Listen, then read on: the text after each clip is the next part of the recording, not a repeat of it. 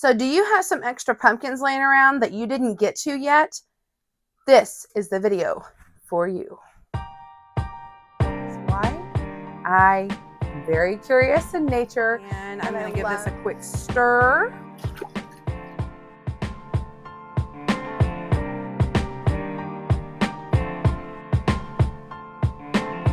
And if you're wondering, pumpkins, seed guts don't matter, but it's the acidity. So your vinegar, your lemon juice. Move this over to the countertop. I want it to stop cooking, and then you want a little bite to it still. Canner back over, because we do have our liquid. I know you're gonna ask me, it's on page 297. Got the lid on. If you are water bath canning, once you come to a rolling, so good to have you back here with me again today. If you are new, welcome. My name is Angela, and I am the inquisitive farm wife. So how today's crazy project got started is I have all these pumpkins that I did not get through this winter. Well, I mean, it's still kind of winter. It's February. February is National Canned Foods Month.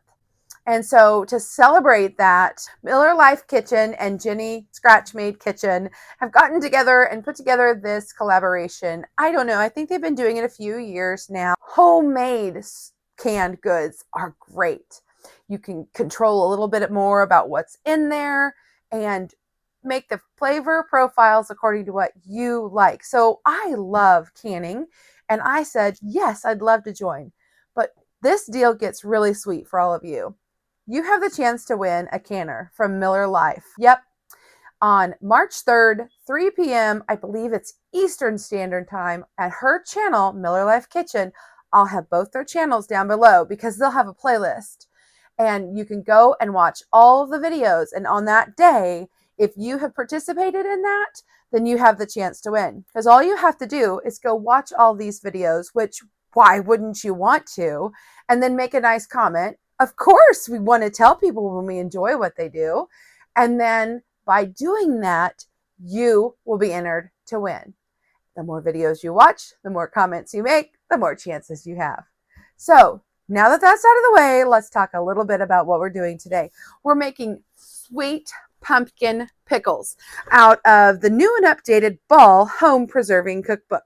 So I'll put a link in the show notes below on where you can find this on Amazon, because yes, there are some imposters out there, and they will try to switch up the words and sell you a book that is not one of Ball's actual books. I trust Ball because they test all their recipes, and I'm not about to make my family sick, and I don't want you to either. So make sure you're always following either USDA guidelines or a safe tested recipe. I know you're going to ask me, it's on page 297. So behind the scenes, I had all these pie pumpkins that I wanted to do something with, and I wanted to do something fun, different, and unique.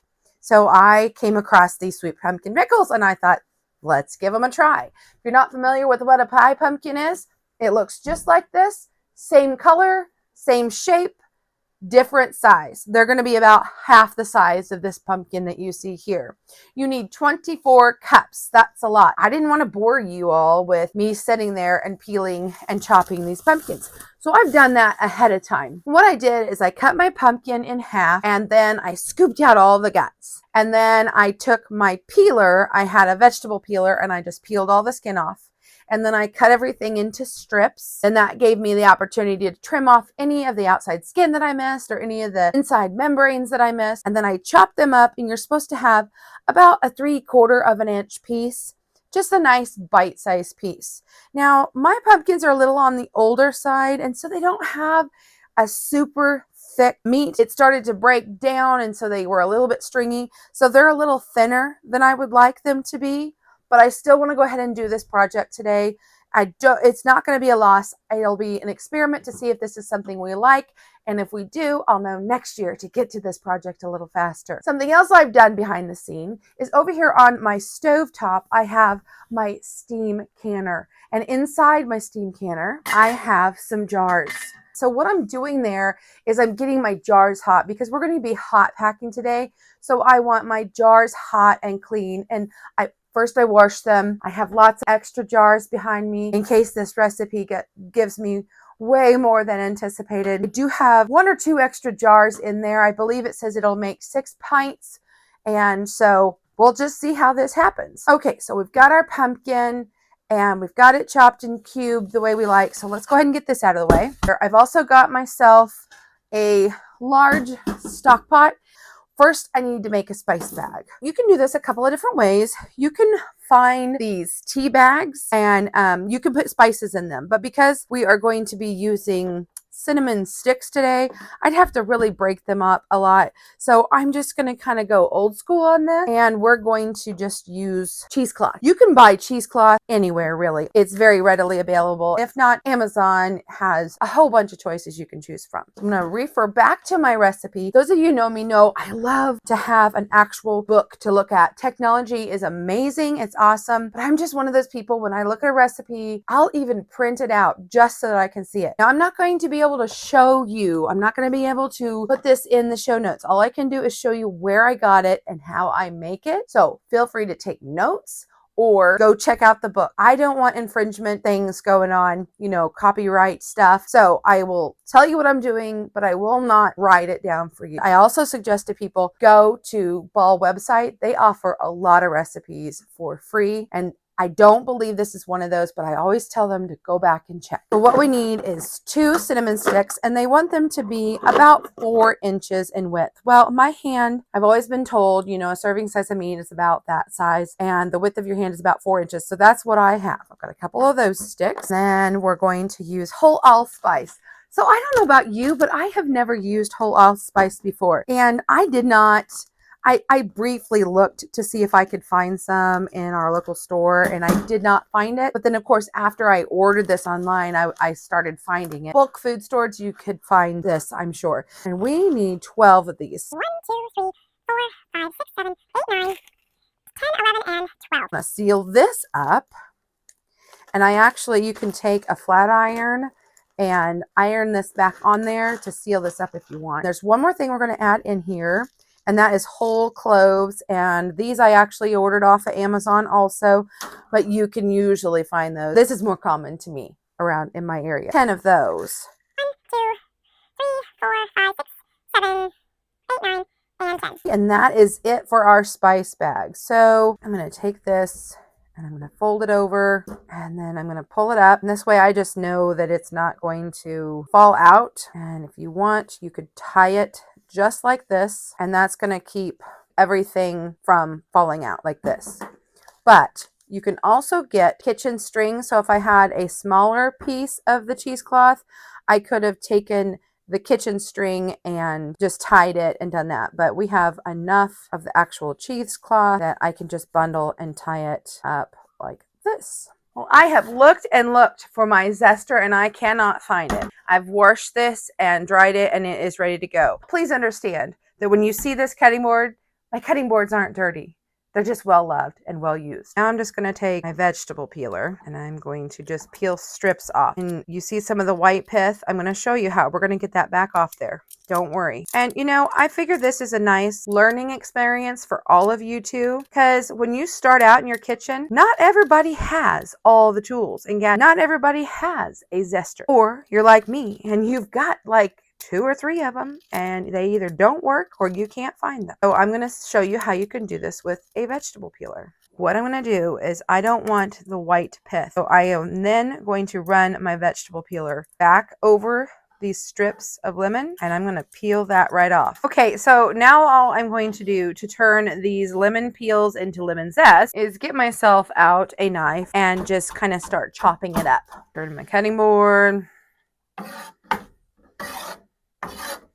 And I'll start chopping this way because the zest, what it is it's just a really, really fine piece of lemon skin. And we're not done with that lemon yet. No, we are not. We are going to cut this up and I want to try to segment this. So we'll quarter it, removing any of that pith. Again, the white part. We don't want the white part on any of this. Just want the segments. So I'll go between each one of these pieces. It's a little time consuming. Honestly, I wonder if it's absolutely necessary, but I'm going to follow this recipe. Now, if you have hand sensitivities, I might suggest that you go ahead and get some gloves because there's a lot of acid in lemons, and they, if you're having really dry skin issues or anything, they will kind of sting. I've got myself a sieve. We're going to use that in just a minute. I've got 6 cups of sugar and some vinegar, and we're going to resituate a little bit. We've moved over here by the stovetop so we can start getting this going. And I want to grab my book. I want to make sure I'm reading the directions correctly. So we have prepared our canner with our jars. My lid, I'm using the kind today that needs the compound warmed. I could have put them in with my jars, but I chose to use my special little pan, my mama's old pan. So I put, I think, 8 of them in there. So a couple extra. Now we'll start putting stuff on the stove top. Remember that lemon stuff we just did? Okay, now's the time we're going to use it. We're going to go ahead and throw our zest in, and all of our segments, we're just going to give them a rough chop here and send them on their way. There might be a little bit of juice left, so we're going to go ahead and put our sieve over our pot. And we're going to put all this extra in here, along with any juice from the cutting board, clean cutting board. You wouldn't believe the comments people leave. And then I'm going to take a spoon and I'm going to push out any little bits of juice that might have been left behind when we were trying to get all this pith out. Per the directions. This I'm going to run through the garbage disposal because it's going to make it smell really good. We'll add our 6 cups of sugar, 4 cups of vinegar. This is white distilled vinegar with 5% acidity. You really got to be careful and make sure that you're paying attention and that it actually has that 5% written on it. So many times nowadays they don't. I'm going to grab myself a spoon and I'm going to give this a quick stir. Remember that spice bag we made? I'm going to throw that in there and we're going to move it over to the stove top. And we're going to turn this on.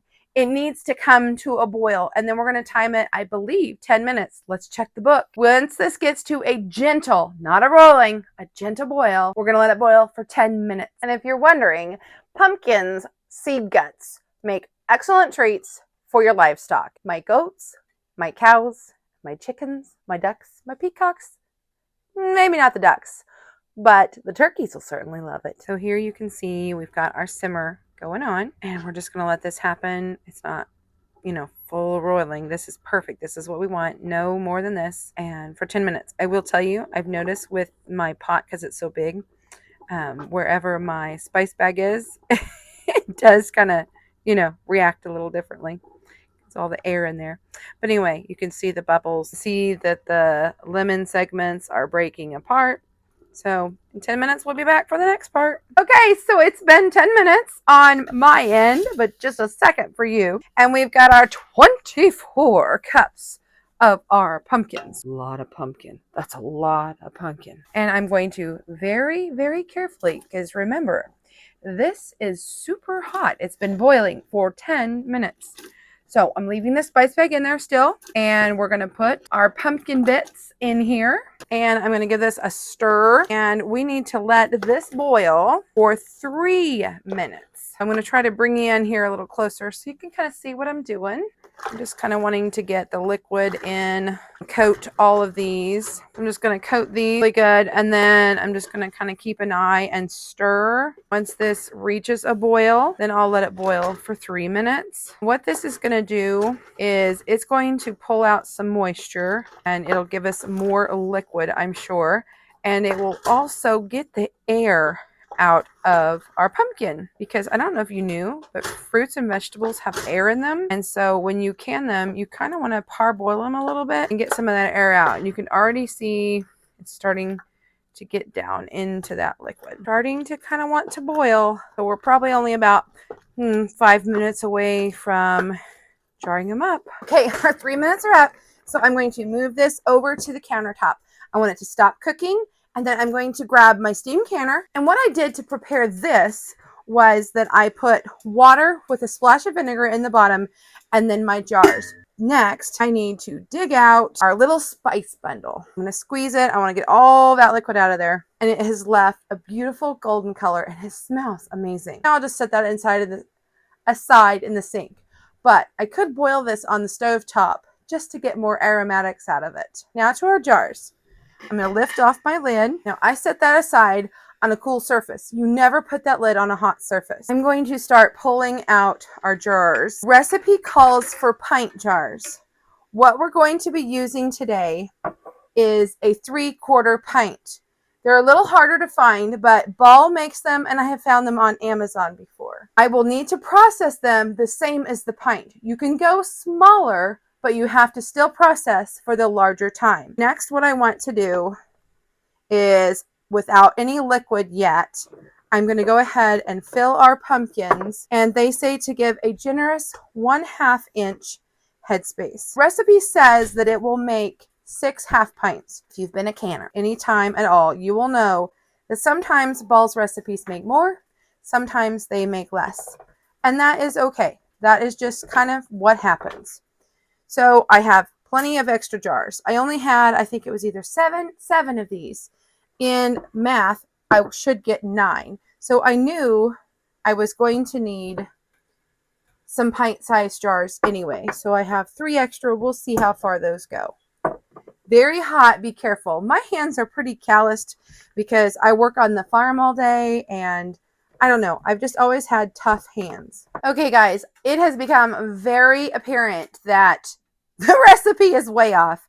I'm getting about twice as many jars as the recipe says I should get, because I have 7 each of the 3/4 and the full pint jars. I know I'm not going to have enough liquid, and you cannot, in this recipe, you cannot just add extra water. You need to add your vinegar, your sugar, and the spices don't matter, but it's the acidity. So your vinegar, your lemon juice, those things. So I'm going to make a half batch real quick so that I can add to these jars, because I know I'm not going to have enough. Guys, while that's happening, I'm going to sneak a piece and show you. I'm going to tell you a secret. I already tried some, but just for you on camera.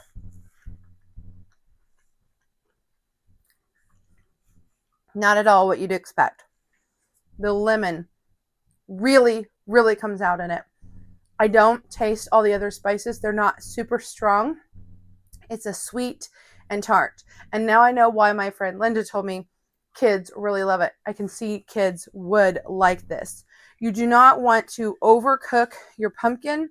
You don't want it to get mushy, because you want a little bite to it still. And I'm afraid that because it was such a large amount without the liquid, mine may have overcooked. So what I'm going to do is I'm going to make notes in my book, and that way I know I need to have extra cooking liquid. So we're going to try this again. We will add some liquid here. I'll just go in, make sure we get the air out. And then on this side has the 1 inch all the way down to a 1/4, and there's our 1/2 inch, 3/4, and 1 inch. So we want a generous 1/2 inch. So I could take a little of that liquid out. So I've got myself a clean ladle. I'll just move it to the next jar. For now, I'll just set this aside.